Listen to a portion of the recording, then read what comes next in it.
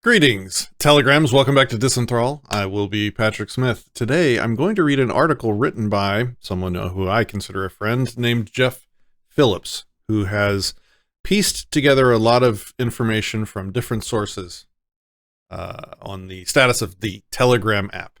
So the last episode we did was on Signal. If you missed that one, go check it out. This one is going to be on Telegram. I was going to do one on WhatsApp, but I can't imagine any of you trust Facebook already, so I'm not sure if it's worth it, but if it is, let me know in the comments, and I'll do one on WhatsApp as well. Suffice it to say, don't use WhatsApp. It's probably the worst of the options. But Telegram and Signal are the two most popular messaging apps amongst liberty lovers around the world. And we did Signal. Now we're going to do Telegram, thanks to this article from Jeff, titled, Telegram and Russia's FSB, An Uncomfortable Relationship. You guys need to listen up. If you are watching my channel, you're probably a Telegram user. You may even be in the Telegram Disenthrall Anarchast group. You need to pay attention. Sit up in your chair and listen. You might want to consider getting the hell off Telegram. I will try and provide you an alternative, maybe at the end of this video, or maybe that's the next video. That's what we'll do. All right, so let's do this. Jeff Phillips, working for Code Siren LLC. More information on that, maybe in the next video. We've got some exciting stuff to talk about there. All right, so let's get into it. Telegram is the world's fourth largest instant messaging and voice over IP app, after WhatsApp, WeChat, and Facebook Messenger, with well over 1.068 billion users. The app grows by 1.5 million users daily and boasts 700 million monthly active users, with approximately 196 million daily active users. Insane numbers. Some have called Telegram the world's most important app, and Telegram touts itself as a, quote, privacy-oriented platform. Nevertheless, in this Code Siren LLC article, we will demonstrate that a Faustian bargain ostensibly compromises Telegram with Russia's Federal Security Service, the FSB, and your private encryption keys are now accessible by the Kremlin.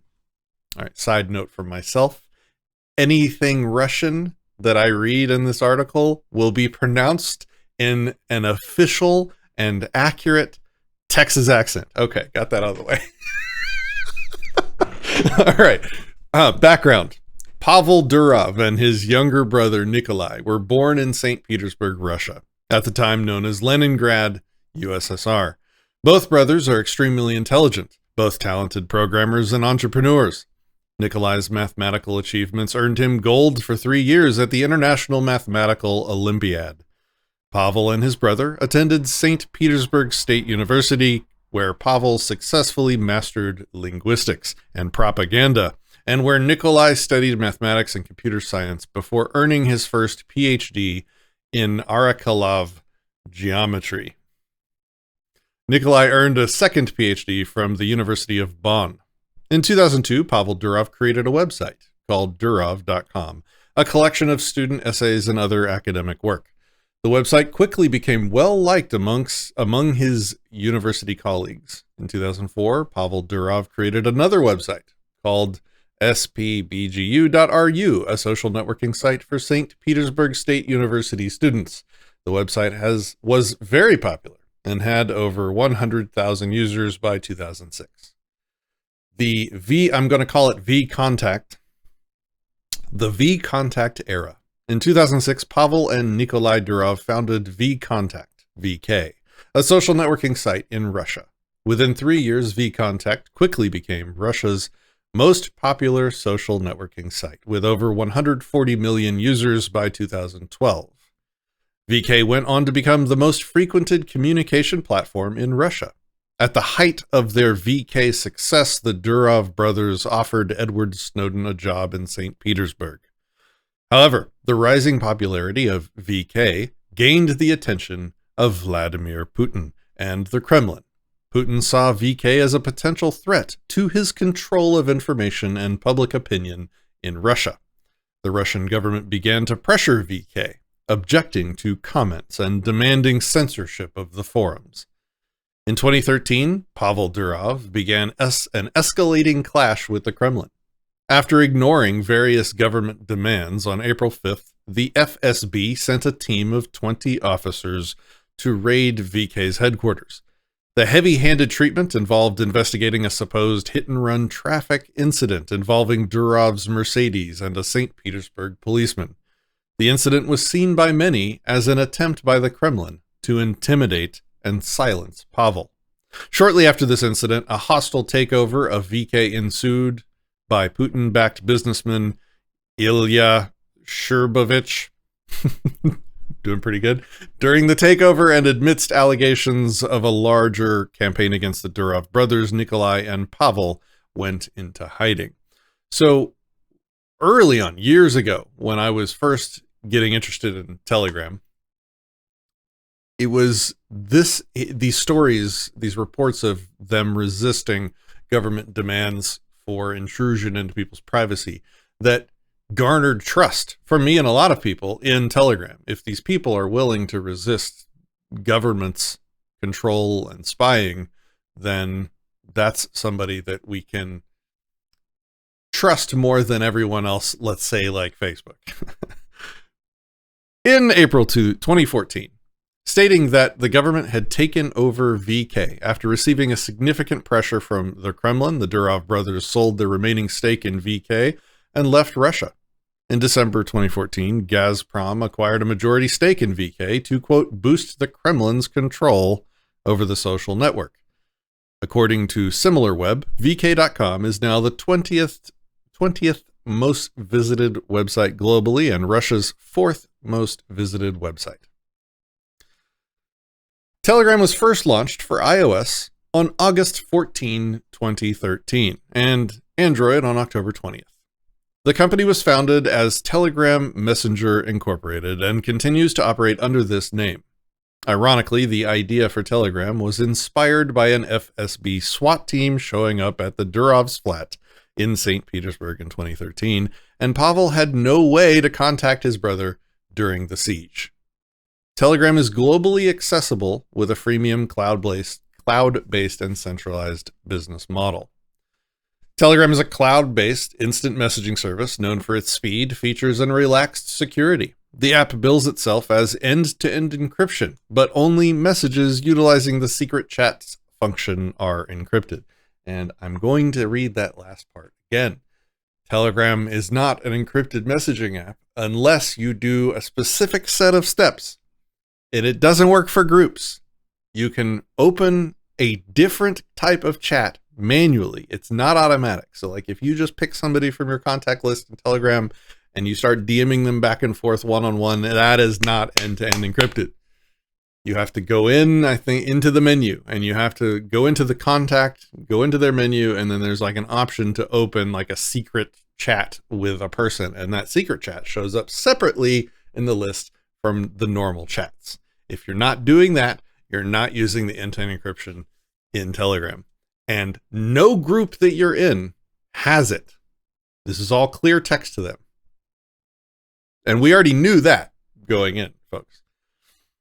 Just needed to repeat that for the people in the back that aren't paying attention. Telegram maintains 7 client app releases for smartphones, tablets, computers, and web browsers. One of the key features of Telegram is its support for end-to-end encryption, but this only applies to, quote, secret chats. For secret chats, Telegram uses the MT Proto 2.0 encryption protocol based on the Diffie-Hellman key exchange algorithm and the AES 256 encryption algorithm. This encryption scheme is not considered a post-quantum safe architecture. Okay, so this is new stuff coming down the pipe that everyone needs to be aware of.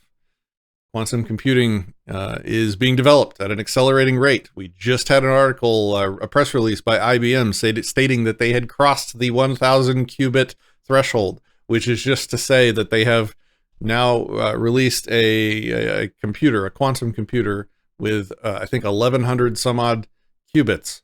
This is a big advancement. They are moving forward. Quantum computing will be able to defeat much of the cryptography that almost all of the messaging apps that you currently use. Pay attention. Heads up. It is rumored that all Telegram messages are stored in plain text on their servers, excluding those secret chats that we talked about. A series of tweets from Moxie Marlinspike, the co-founder of competitor Signal, has raised many concerns about Telegram's lack of security. Starting on December 23rd, 2021, Marlinspike posted, quote, "It's amazing to me that after all this time, almost all media coverage of Telegram still refers to it as an encrypted messenger.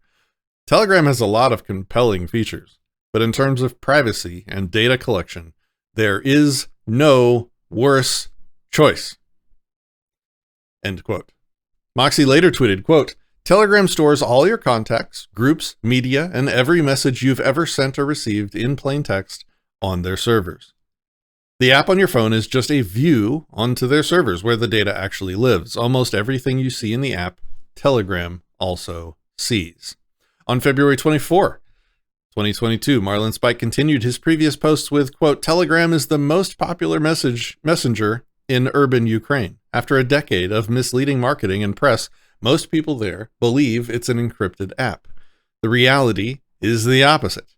Telegram is by default a cloud database with a plain text copy of every message everyone has ever sent and received." End quote. The Russian Federal Service for Supervision of Communications, sorry, Texas accent, Roskomnadzor, excuse me, we'll call it RKN, okay?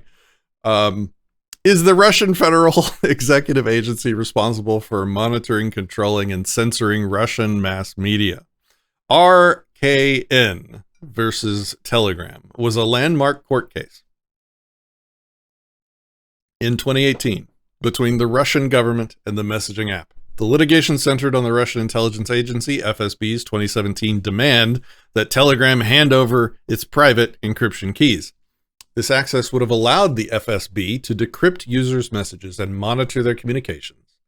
Telegram refused to comply, arguing that doing so would violate user privacy and was technically impossible due to Telegram's encryption architecture. The case primarily revolved around Article 10.1 of their federal law, often called the Law on Information Technologies and Information Protection. The law passed in 2016. These laws and subsequent amendments grant authorities the legal basis to access encryption keys. The case was widely seen as a test of the Russian government's commitment to online freedom of expression. Right. On April 13, 2018, District Court ruled in favor of Roskomnadzor, RKN, and ordered Telegram to be blocked in Russia. Telegram appealed the decision, but the Supreme Court of Russia upheld the block on June 20, 2018, leading to nationwide restrictions on Telegram's services. Despite the court order, Telegram remained accessible in Russia until May, when RNK, whatever it was, began to block the app's IP addresses. Nevertheless, on June 22, 2020, RKN suddenly announced it had reached an agreement with Pavel Durov and unblocked Telegram's IP addresses after the decision was taken in light of readiness voiced by Pavel Durov to cooperate. Okay, so I kind of rambled the lead in there as if it was normal, but let me highlight that. On June 2022, after having won the case again on appeal, blocked their IP addresses, the government suddenly announced that it had reached an agreement with Pavel and unblocked Telegram after, quote, the decision was taken in light of the readiness voiced by Pavel Durov to cooperate. Are you seeing what's happening? In January 2018, Telegram attempted to raise 1.2 billion ICO. The US-focused financing was to raise capital for its blockchain and payment blockchain project, the Telegram Open Network, TON. In 2020, the U.S. Securities and Exchange Commission sued Telegram, as they do. I swear the U.S. Securities and Exchange Commission is the enemy of freedom, liberty, technology, and life. They sue everyone doing anything productive in crypto. I mean, they straight up killed Library, the tech backing Odyssey, the best place to post your video content without fear of censorship. They are the enemy of free association online. They are the enemy of freedom in currency and finance. Rant over. That's for another video. The U.S. Securities and Exchange Commission sued Telegram over a massive initial coin offering. As a result of the lawsuit, Telegram agreed to return more than $1.2 billion to investors and pay an $18.5 million civil penalty. That's huge. They basically had to give all of their investment back, or a large portion of it. The return of $1.2 billion required rapid financing and at least a $1 billion minimum raise. VTB Capital, the investment banking arm of, you guessed it, Russia's second largest bank, stepped up to represent Telegram in the capital markets. VTB, the state-controlled institution, was the lead arranger in the bond offering, providing Telegram with the necessary investors in their order book to refund ton investors. Russia's Direct Investment Fund, RDIF, participated in the transaction. VTB, arguably controlled by the Kremlin, provided an astronomical $124 billion pre-money valuation constructed on a highly speculative approach using enterprise value / daily active users. So they had it. So a Russian linked entity put a value of $124 billion so that they could justify this investment to buy into Telegram. Mubadala, a UAE sovereign wealth fund, and their sub-fund, Abu Dhabi Catalyst Partners, purchased $150 million in bonds on March 23, 2021. Putin's allies and oligarchs, Roman Abramovich and former Russian government member Mikhail Abizov, also provided capital. The next day, on March 24, 2021, Mubadala announced it Texas announced it purchased a portion of the bonds on behalf of the RDIF. 3 months after the close of financing, Mr. Putin proudly announced on Russian One Television's Direct Line, an annual marathon Q&A call-in show, quote, "We reached an agreement with Telegram. It is operational and everything is fine." This comment was largely interpreted as a signal that Vladimir Putin and Pavel Durov had come to terms. What do you think coming to terms means? What do you think when the government goes from suing them again, banning them, to being totally fine? Vladimir Putin, everything is operational and everything is fine. We know what happened. It's unhealthy to criticize President Vladimir Putin and the Kremlin. It has become quite unwise to criticize President Vladimir Putin in recent years. The Russian government has cracked down on dissent and criticizing the government, including Putin, and the Kremlin can have criticizing the government, including Putin and the Kremlin, can have serious consequences. Since 2000, there's been a series of mysterious deaths amongst the Russian elite, journalists, dissidents, and vocal critics, which some experts believe could be linked to President Putin. Since the launch of Russia's war in Ukraine, 39 high-profile figures have died under suspicious circumstances. These include sudden suicides and falls from windows. According to the Committee to Protect Journalists, 43 journalists and media workers have been killed in Russia since Vladimir Putin came to power in 2000. Of those, 15 were murdered in direct retaliation for their work. The CPJ also reports that 26 dissidents have been killed in Russia during the same period. However, it's difficult to say definitively how many of these deaths were directly related to their political activities. Many of these deaths are ruled as suicide and quickly brushed over by the Russian authorities. In 2022, Russia passed a law that makes it illegal to spread fake news about the Russian military, which can include criticizing the war in Ukraine. This law has been used to arrest and imprison journalists and activists. The Russian government has also used other laws to suppress dissent, such as laws against extremism and hate speech. These laws have been used to target people who criticize the government, even if their criticism is peaceful. The Kremlin has entered the chat. In June 2022, NATO warned about the security of the messaging app Telegram. NATO expressed concerns that Russia could use Telegram to spread disinformation and propaganda, and that the app could be vulnerable to hacking. Janice Sartz, the director of NATO's Strategic Communications Center of Excellence. Okay, hold on. If you have to put excellence in the name of your organization, maybe you're probably worried about not being excellent. Kind of lame. Director of NATO's Strategic Communications Center of Excellence said, NATO is aware of the potential risks associated with the use of Telegram. Mr. Sartz also said, quote, I do have reasons to believe that there is not full integrity. Certainly I would not see Telegram as a secure platform. And later stated, quote, I don't think it's fully safe.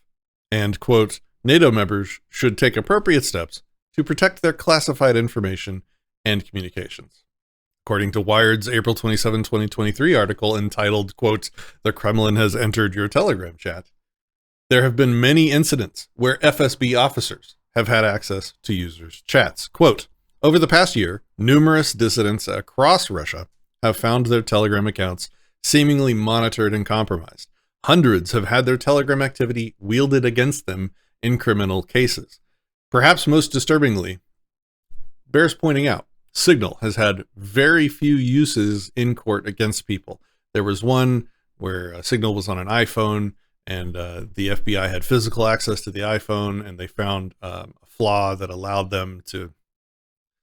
It's complicated, I won't get into it, but it's limited, as opposed to Telegram, numerous. Perhaps most disturbingly, some activists have found their secret chats, Telegram's purportedly ironclad end-to-end encrypted feature, behaving strangely in ways that suggest an unwelcome third party might be eavesdropping. These cases have set off a swirl of conspiracy theories, paranoia, and speculation among dissidents whose trust in Telegram has plummeted. In many cases, it's impossible to tell what's really happening to people's accounts, whether spyware or Kremlin informants have been used to break in, through no particular fault of the company.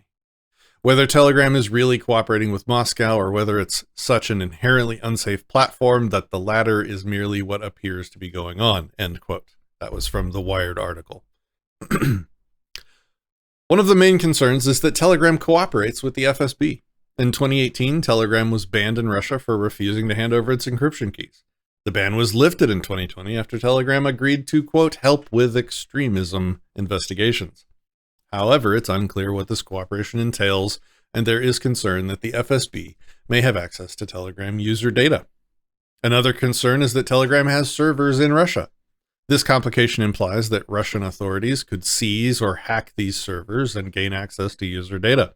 In addition to these concerns, Telegram has become the main source of information for over 50% of Ukraine's populations. This uneasiness is even though Telegram is closely linked to Russia, and there is high probability that Russian special services have access to user correspondence. In July 2023, the head of Ukrainian intelligence,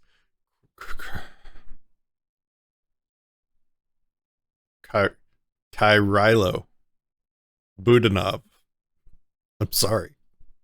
claimed Russian FSB has the encryption keys to Telegram and Viber messaging apps and is using them for espionage. Mr. Budanov is quoted as saying, quote, the FSB, and only them, have the keys to Telegram, and it is an application created for espionage. It doesn't get much more clear than that, folks. Conclusion. The Kremlin had repeatedly tried to shut down Telegram before 2020. Durov had resisted these efforts for several years. Still, in June 2020, he reached a settlement with the U.S. Securities and Exchange Commission that required him to return $1.2 billion to investors and pay 18.5 penalty. The settlement was likely the last straw for Durov, facing financial ruin. Durov may have made a deal with the Kremlin and the FSB to survive. This hypothesis would have required him to give the FSB access to Telegram's encryption keys, allowing them to monitor users' communications. The timing of Telegram's preliminary injunction in the Southern District of New York in March 2020 and the June 2020 SEC settlement also suggests that Durov may have made a deal with the Kremlin after exhausting all other options. The preliminary injunction prevented the SEC from shutting down Telegram, giving Durov time to negotiate a settlement with the SEC. Given the severity of the SEC's allegations against Durov, the settlement was relatively lenient. It is extremely unlikely that Durov's first choice was to accept money from Kremlin-linked investors. However, he may have felt he had no choice but to save Telegram. In conclusion, Pavel Durov likely made a Faustian bargain with the FSB to survive and preserve Telegram. Users in countries friendly with Russia, such as Iran, China, India, Belarus. Oh, what is this? Kyrgyzstan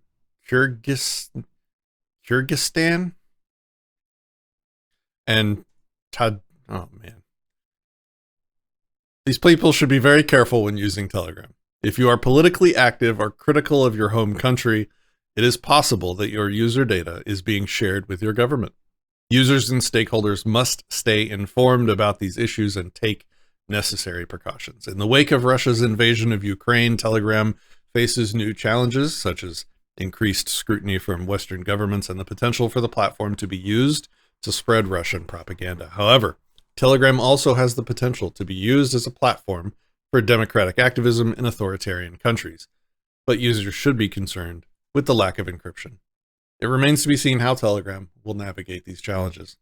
And then he's just got all the footnotes in the world if you need any proof. Okay, ladies and gentlemen, I wanted to have a lot of respect for the Durov brothers because there were some other stories that I heard about times when they were at conferences where the FBI knocked on their door and sums of money were offered to developers to provide backdoors to the U.S. government, and these attempts were supposedly restricted. I wanted this to be a success story, but it's never implemented encryption by default. It's now very Russian linked in my mind. I don't think it's even a question at this point if it's been compromised. Ladies and gentlemen, liberty-loving folk, Telegram should be dead to you. It should be as dead to you as WhatsApp. Now, what does this mean for the Disenthrall Anarchast group? Probably going to wind that down. We're probably going to move that to an alternative for groups that doesn't depend on Russian-linked, centrally hosted, unencrypted communication. We'll probably actually leave the group open just like we have left our Discord group open for people, for the normies that wander in, so that we can then direct them on to the actually private places where we can talk about the things we enjoy talking about. What is that? Well, we'll probably do another video on it, but long story short, it's a new app. It's the first in the world. Hear me? It's the first in the world to use post-quantum cryptography. It is intended to be a complete replacement for things like Discord, for Telegram, for Slack, Microsoft Teams, all these collaboration apps, all these communication apps. This app is self-hostable, meaning it's not centralized. It uses post-quantum cryptography or quantum-resistant cryptography, so that even these new quantum computers with thousands of qubits that are going to come out very soon won't be able to touch it. More on that, I'll just do a separate video where I'll walk you through our Polynom server that we have running for Disenthrall and Anarchast. Invite all of you guys to join us there. This can be a complete replacement for anything you use Telegram for at this point. All of your groups. If you're a liberty-loving group, suggest that your admins of all the communities that you're in get off Telegram, get off Discord. It's got its own problems that deserve its own episode, and go check out Polynom. Polynom.app is the website where you can download the client and the server. You can host it yourself. And look, folks, not everybody is tech savvy, and a lot of the Liberty groups don't have time to mess with that. And because I believe in this tech so much, and it's this weird thing, it's this weird thing, like it in people's eyes, when I tell them I created a hosting company for the express purpose of hosting these Polynom servers for people, they're like, oh, the only reason you're talking about Polynom is because you're trying to make money on your hosting company. No, no, no. I made the hosting company because I love and believe in, and I'm excited about Polynom, and I want to facilitate bringing that to more people that can't host their own servers in a secure, private way. So that's what we're doing. My company's name is Zero Eyes Hosting.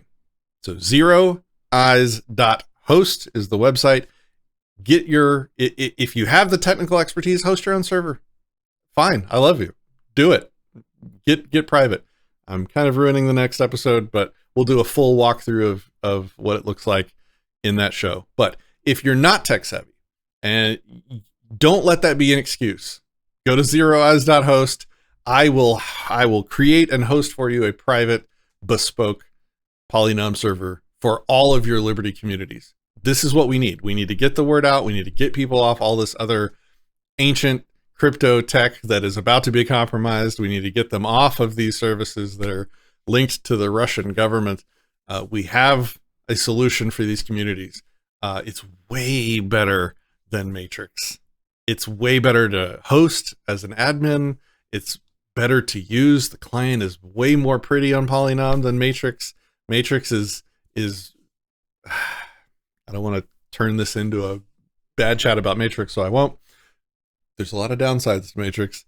It's definitely not the end goal, but thankfully we have Polynom now. So go check that out. Polynom.app for the to host it yourself or to download the client. I think all of the clients are out now except for iOS, which is coming very shortly. If you need hosting, zeroeyes.host is my new company. We just launched it, and I think you'll like the names of the server hosting plans that we have. You may recognize some of them. Go check that out. All right, guys, stop using Telegram. Let's protect our communications. Take it easy.